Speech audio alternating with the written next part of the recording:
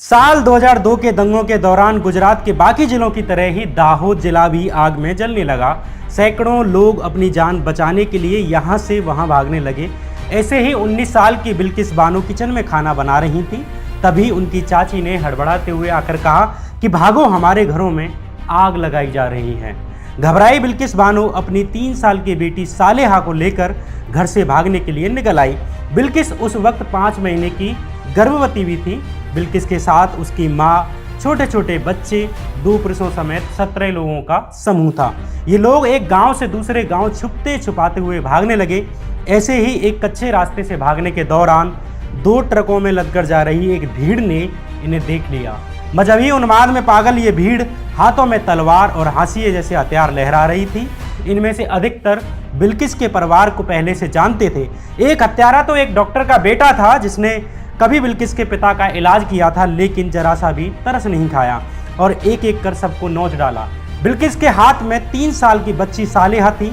एक हत्यारे ने बिल्किस के हाथों से 3 साल की सालेहा को छीनकर नीचे पत्थर में दे मारा और वहीं हत्या कर दी। बिल्किस की मां को भी बलात्कार कर वहीं मार डाला गया और उसकी चचेरी बहन समीम, जिसने कि ठीक एक दिन पहले एक बच्ची को जन्म दिया था, उसे भी बलात्कार कर मार डाला गया और उस नवजात बच्चे को भी मार डाला गया जिसने कि एक दिन पहले ही जन्म लिया था। बिल्किस के ही गांव के 3 हत्यारों ने बिल्किस के कपड़ों को भी खींच डाला और एक एक कर बलात्कार किया। जब बिल्किस होश खो बैठी तो उसे मरा समझकर हत्यारे वहां से भाग निकले। गुजरात दंगों के दौरान एक ही परिवार के 14 लोगों के इस नरसंहार मामले में 18 जनवरी 2008 के दिन सीबीआई की स्पेशल कोर्ट ने एक ऐतिहासिक फैसला सुनाते हुए 11 हत्यारों को दोषी माना और उम्र कैद की सजा सुनाई। लेकिन बीते दिनों 15 अगस्त के दिन गुजरात सरकार ने इन हत्यारों को रिहा कर दिया। ये कहानी है बिल्किस बानो की, ये कहानी है इस देश में न्याय व्यवस्था की। इसलिए आज के इस एपिसोड में हम नरसंहार की परतें खोलेंगे कि कैसे इन अपराधियों को सजा दिलाने के लिए बिल्किस ने 1 दशक से भी अधिक वक्त तक कानूनी लड़ाई लड़ी और कैसे इन अपराधियों को बचाने की गुजरात सरकार की ये कवायद अभी की नहीं है, बल्कि उस दिन से ही स्टार्ट होती है जिस दिन को ये अपराध अंजाम दिया गया। नमस्कार, मैं श्याम मीरा सिंह। बिल्किस बानो का मामला न केवल भावनात्मक रूप से तोड़ने वाला है, बल्कि न्याय की दृष्टि से भी निराश करने वाला है। साल 2002 दंगों में जुड़े इस मामले में सीबीआई की एक स्पेशल कोर्ट ने साल 2008 में जाकर 11 आरोपियों को उम्र कैद की सजा सुनाई। बाद में बॉम्बे हाईकोर्ट ने भी इस सजा को सही मानते हुए इस पर अपनी सहमति की मोहर लगा दी। यानी अपनी मां और मृतक परिजनों को न्याय दिलाने के लिए बिल्किस बानो ने 6 साल कानून की चौखट के चक्कर काटे। लेकिन 15 अगस्त 2022 के दिन गुजरात सरकार के एक फैसले ने बिल्किस के उस पूरे संघर्ष को जीरो कर दिया जिसे कि वो पिछले सालों से लड़ रही थी। बिल्किस के परिजनों के हत्यारे आज जेल के बाहर हैं। न केवल बाहर हैं, बल्कि उनका स्वागत मालाओं और मिठाइयों से किया गया।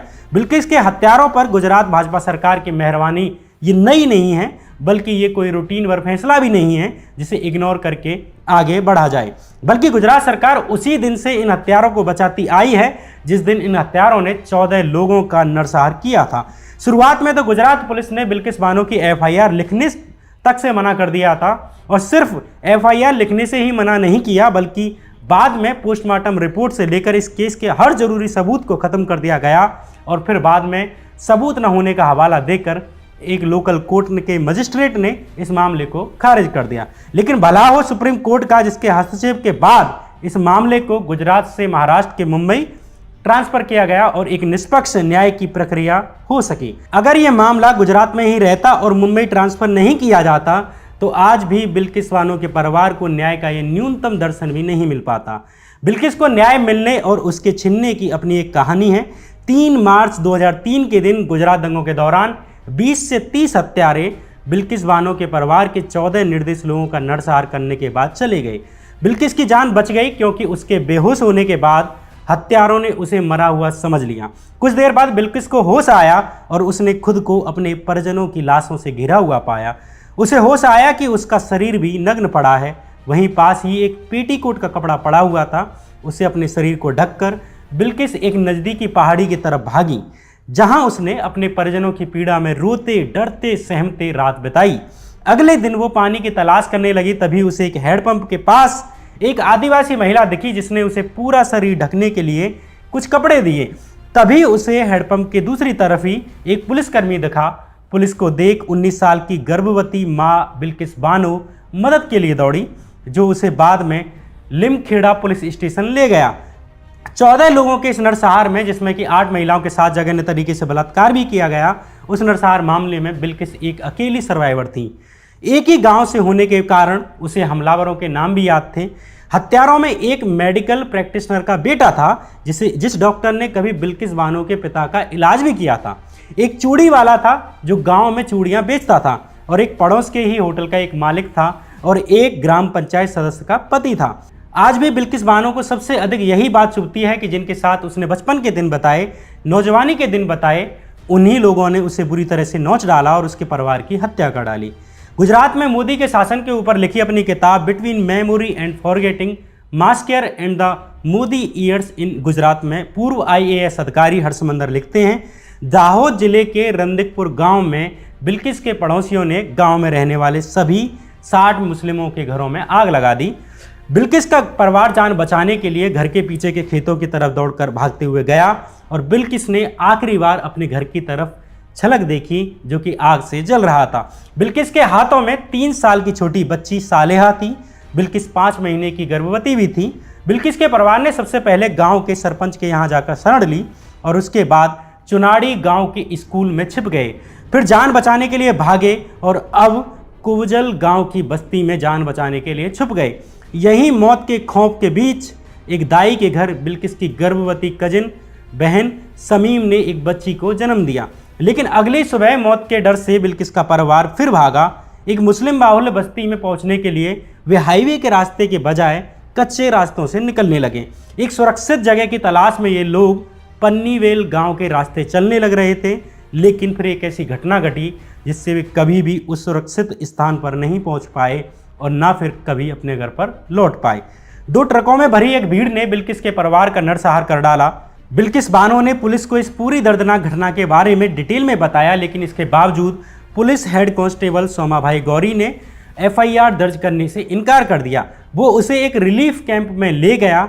बिल्किस इस रिलीफ कैंप के एक कोने में अकेली सुबसुबाती रही, रोती रही। तभी यहाँ इत्तेफाक से उसे यहाँ वहाँ ढूंढ रहे उसके व्याकुल पति याकूब रसूल की नज़र पड़ गई। बिल्किस के परिवार की नरसंहार घटना से बिल्किस के पति याकूब रसूल, बिल्किस के पिता और भाई इसलिए जिंदा बच गए क्योंकि उस वक्त वे बिल्किस बानो वाले समूह के साथ नहीं थे। 15 साल बाद बिल्किस के पति याकूब रसूल याद करते हुए स्क्रोल वेबसाइट को बताते हैं कि दंगों के बाद वे अपनी पत्नी को ढूंढ रहे थे, तभी वो गोधरा रिलीफ कैंप में एकांत अंधेरे में अकेली बैठी हुई दिखी। उन्होंने पहले से ही बिल्किस के साथ क्या हुआ है इसके बारे में कैंप के अन्य लोगों से सुन लिया था। बिल्किस बानो के पति याकूब रसूल आगे बताते हैं कि मैंने सारी चीज़ों को एक तरफ रख दिया, दंगे, उसका परिवार जिसकी कि तुरंत ही हत्या की गई थी, इस सब को इतर करके मैंने उससे प्यार से बातें की। मैं उसे उस दर्द से बाहर लाना चाहता था जिससे कि वो गुजर रही थी। तब से लेकर अब तक मैंने बिल्किस को हजारों बार पत्रकारों, NGO वालों को, वकीलों को अपनी गवाही देते हुए सुना है, लेकिन मैंने उससे कभी नहीं पूछा कि उस दिन क्या हुआ था और किसने उसके साथ क्या किया था। पूर्व IAS अधिकारी हर्षमंदर की किताब between memory and forgetting massacre and the Modi years in Gujarat में लिखा है कि नरसंहार के 2 दिन बाद कुछ लोकल पत्रकारों को बिल्किस के परिवार की 8 लाशें मिली, तब जाकर ये मामला बाहर आया। उसके बाद पुलिस को कार्रवाई करने के लिए मजबूर होना पड़ा।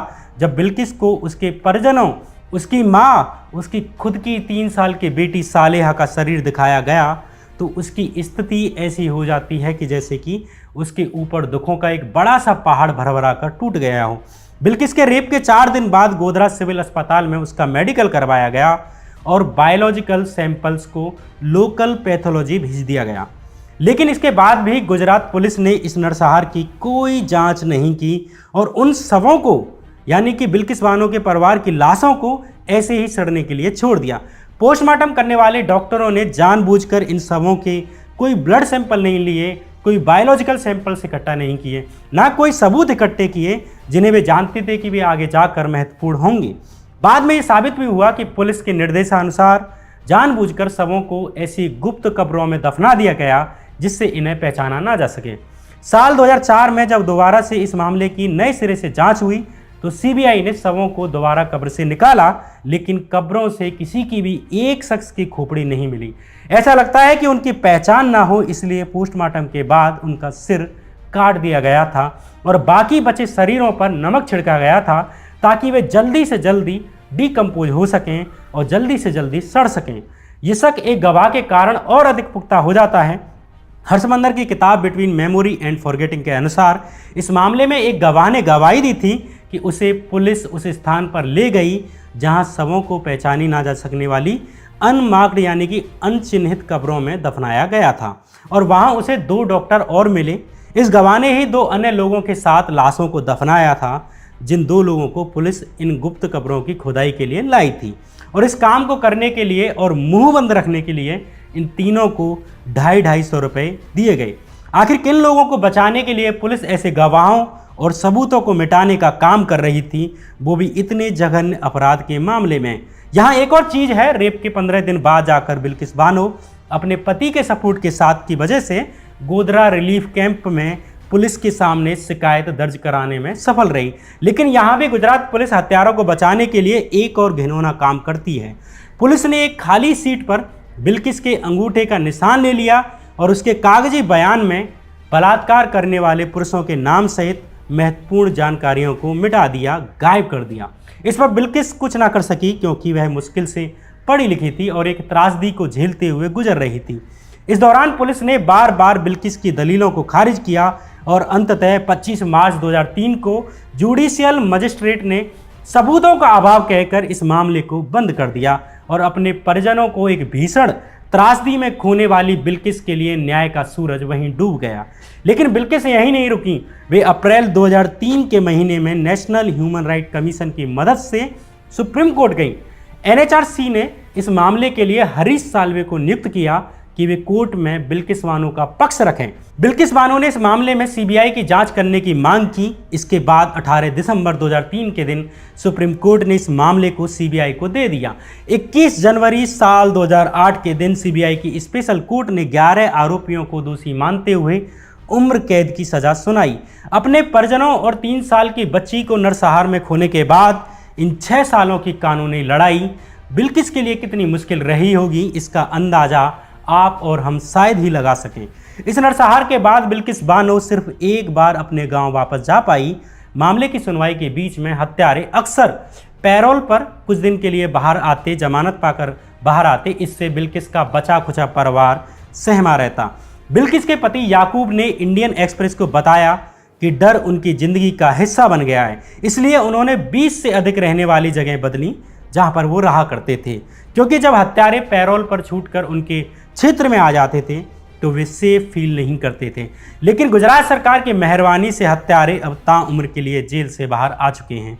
अब सवाल यह है कि अगर अंत में 14 लोगों की हत्या करने वाले, 8 महिलाओं का रेप करने वाले और 2 निर्दोष बच्चों की हत्या करने वाले जघन्य अपराधियों को अगर अंत में छूट ही जाना होता है तो फिर न्याय की लड़ाई लड़ने का क्या मतलब रह जाता है। कानूनन उम्र कैद की सजा के मामले में 14 साल बाद अपराधी की सजा पर विचार किया जाता है। जो अपराधी की उम्र कितनी है, कि वो बूढ़ा तो नहीं है या उसे कोई गंभीर बीमारी तो नहीं है, जेल में उसका कैसा व्यवहार था, इन चीज़ों से तय होता है कि उसकी सज़ा कुछ कम की जाए या जारी रखी जाए या उसे पूरी तरह से माफ़ करते हुए रिहा कर दिया जाए। लेकिन ये नियम सामान्य मामलों में लागू होते हैं, ना कि दुर्लभतम जघन्य अपराधों के मामले में, जिसे कि अंग्रेजी में rarest of the rare case कहते हैं। और बिल्किस का मामला रेयरेस्ट ऑफ द रेयर की कैटेगरी में ही आता है, जिसमें माफ़ी की गुंजाइश नहीं है और नहीं होनी भी चाहिए। गुजरात सरकार द्वारा इन 11 हत्यारों को छोड़ने का फैसला भले ही ऊपर से सामान्य दिखे और ये तर्क दिया जाता रहे कि इन्हें तो रूटीन प्रक्रिया के तहत छोड़ा गया है, तो ऐसा बिल्कुल नहीं है। इस मामले में शुरुआत से ही गुजरात सरकार की भूमिका हत्यारों को बचाने की रही है। वो चाहे रिपोर्ट लिखने से मना कर देना हो, वो चाहे जांच में गड़बड़ करना हो, वो चाहे बिल्किस के परिवारीजनों के शवों से छेड़छाड़ करना हो और कब्रों को गुप्त रूप से छुपाना हो। ऐसी तमाम वजह हैं जो इस बात को स्पष्ट करती हैं कि गुजरात सरकार शुरू से ही दंगाइयों, हत्यारों और बलात्कारियों के संरक्षक की भूमिका में रही है। जब बिल्किस बानो के मामले में इस घटना के 15 साल बाद मुंबई हाई कोर्ट में एक सुनवाई चल रही थी, यानी साल 2017 में जब बॉम्बे हाई कोर्ट में सुनवाई चल रही थी, तब गुजरात पुलिस को हत्यारों को बचाने के लिए हाई कोर्ट ने उन्हें खलनायक कहा। फ्री प्रेस जनरल वेबसाइट की वेबसाइट के अनुसार बॉम्बे हाई कोर्ट ने सबूतों की जांच के बाद गुजरात पुलिस को फटकार लगाते हुए कहा कि हमें यह अनुमान लगाने के लिए किसी सबूत की आवश्यकता नहीं है कि लिमखेड़ा पुलिस स्टेशन की पुलिस बिल्किस बानो पर किए गए बलात्कार के तथ्य को दबाना चाहती थी। कोर्ट ने गुजरात पुलिस को एक ऐसे विलेन की तरह, ऐसे खलनायक की तरह परिभाषित किया जिसने सबूतों के साथ छेड़छाड़ की और पोस्टमार्टम रिपोर्ट से छेड़छाड़ कर यह सुनिश्चित किया कि जांच नाकाम हो जाए। हाई कोर्ट ने यह भी टिप्पणी की कि गुजरात पुलिस के अधिकारी बिल्किस बानो को पीड़ितों की पहचान के लिए घटनास्थल पर भी नहीं ले गए, जबकि वो उस समय पुलिस स्टेशन में ही थी। बॉम्बे हाई कोर्ट ने गुजरात पुलिस की पूरी जांच को भ्रष्ट बताया। इसका मतलब हत्यारों को गुजरात सरकार, गुजरात पुलिस के द्वारा वोट की राजनीति के लिए संरक्षण दिया जा रहा था। गुजरात सरकार और उसके मुख्यमंत्री भूल गए कि बिल्किस बानो भी एक महिला है, वो भी किसी की बहन है, किसी की माँ है, वो भी एक महिला है, चाहे उसका धर्म कोई भी हो, हिंदू हो या मुसलमान, इससे क्या फ़र्क पड़ता है। गुजरात दंगों की जांच को लेकर मैंने अपनी गुजरात दंगों की सीरीज में एक पूरा एपिसोड किया है। गुजरात दंगों पर बनाई सीरीज के चारों एपिसोड में आप मेरे चैनल पर देख सकते हैं कि किस तरह से गुजरात के दंगों की जांच की गई। इसकी लिंक आपको कमेंट बॉक्स में मिल जाएगी, डिस्क्रिप्शन में मिल जाएगी। गुजरात दंगों की जांच में इसी तरह जुडिशियल फ्रॉड हुए, जिसमें नीचे से ही केस ऐसे तैयार किए जाते थे कि वो मामला कोर्ट में चले ही नहीं और असली अपराधियों को आसानी से क्लीन चिट मिल जाए, और जो पीड़ित होते थे वे कोर्ट दर कोर्ट न्याय की उम्मीद करते रहते। ये कहानी थी बिल्किस बानो की। अगर इस चैनल को आपने अब तक सब्सक्राइब नहीं किया है तो बस इतना सही कर दीजिए, वीडियो को लाइक कर दीजिए अगर पसंद आई हो, और चैनल को सब्सक्राइब कर दीजिए। फिर आऊँगा कोई नई कहानी लेकर, तब तक के लिए नमस्कार।